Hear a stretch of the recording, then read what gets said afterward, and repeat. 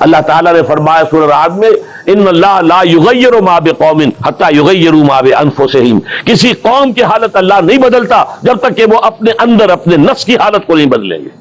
پہلے اندر اپنے آپ کو بدلو، پہلے حلال پر اکتفا کرو، حرام سے اجتناب کرو، گھروں میں شرعی پردہ نافذ کرو، شرعی پردہ، یہ رواجی پردہ نہیں، شرعی پردہ۔ پوچھئے علماء سے کس کس سے پردہ ہے، کس کس کے سامنے عورت آ سکتی ہے بغیر حجاب کے، کون ہے محرم، پوچھئے، اور چیزیں بھی پوچھ لیں، یہ بھی پوچھئے نا ان سے، پھر اس پر عمل کیجئے۔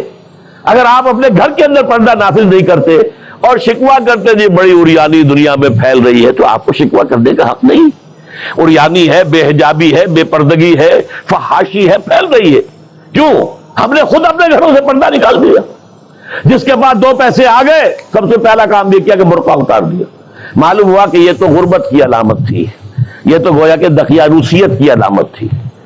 تو ہمیں یہ سوچنا چاہیے، ہماری معاشرت، اب کسی نے قانون تو ہمارے اوپر نافذ نہیں کیا ہے کہ عورتیں پردہ نہ کریں، اللہ کا شکر ہے آج تک پاکستان میں تو ایسا نہیں ہوا ہے۔ مسلمان ملک ایک ترکی بھی ہے، وہاں عورت اپنا سر بھی نہیں ڈھانپ سکتی۔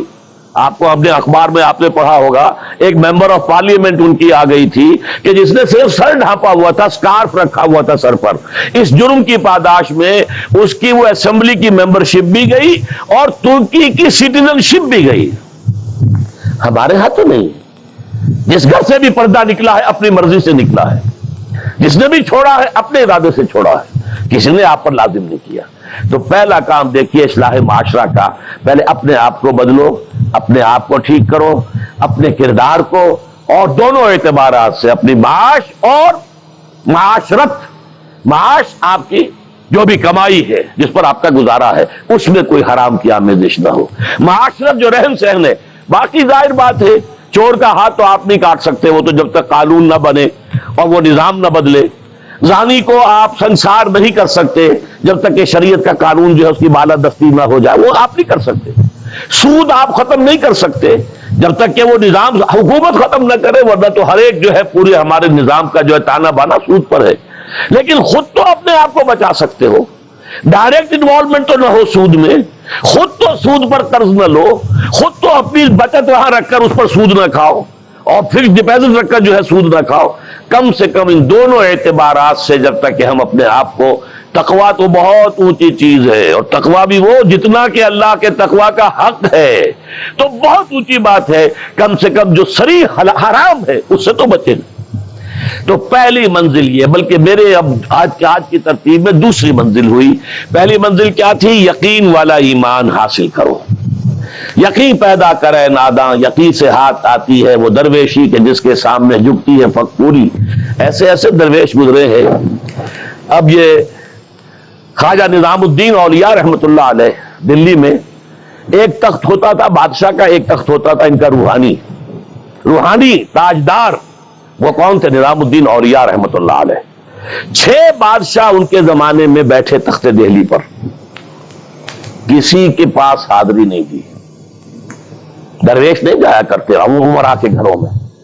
ایک بادشاہ نے کہا کہ میں آنا چاہتا ہوں، روک دیا، نہیں میرے پاس مت آؤ۔ اس نے کہلوایا میں آ جاؤں گا، آپ کا دربار عام ہے، کھلا ہے، سب آتے، میں بھی آ جاؤں گا، آپ مجھے کیسے روک سکتے ہیں؟ جواباً کہلوایا کہ اگر بادشاہ ایک دروازے سے داخل ہوا تو درویش دوسرے دروازے سے نکل جائے گا۔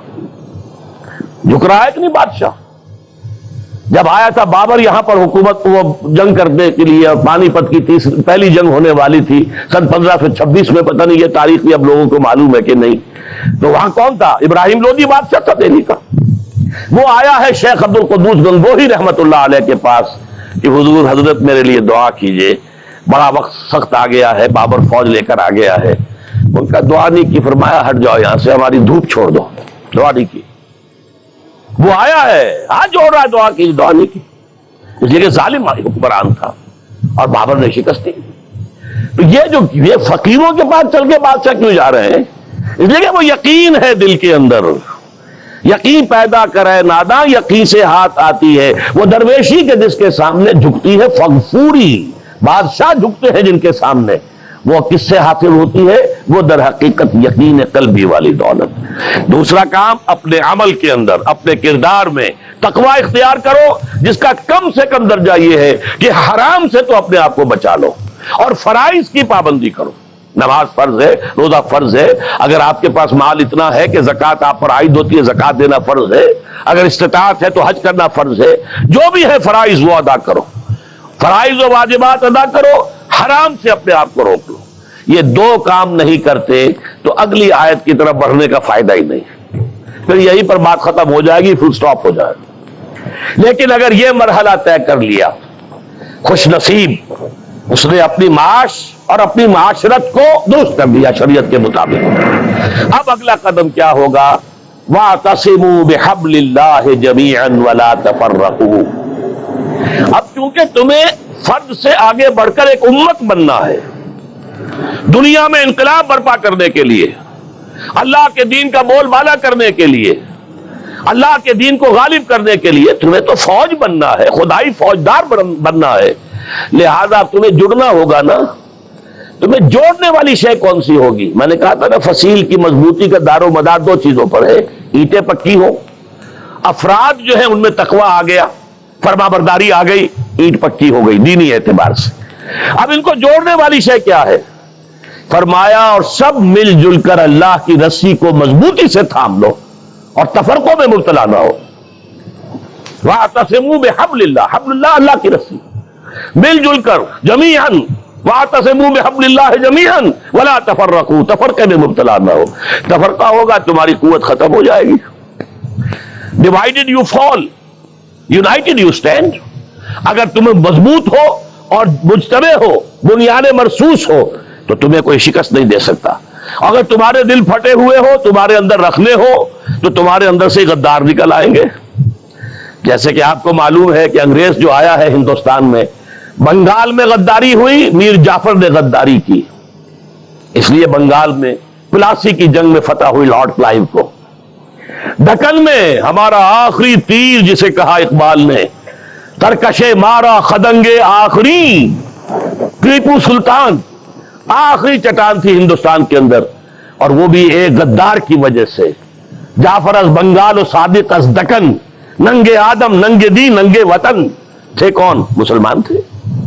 لیکن یہ کہ اگر آپس میں تفرقہ ہے، آپ کے تفرقے کو دشمن استعمال کرے گا، آپ کو آپس میں ٹکرائے گا، ایک کے مقابلے میں دوسرے کی مدد کرے گا، کبھی دوسرے کے مقابلے میں آپ کی مدد کرے گا، تاکہ آپس میں ٹکرا کر ختم ہو جاؤ۔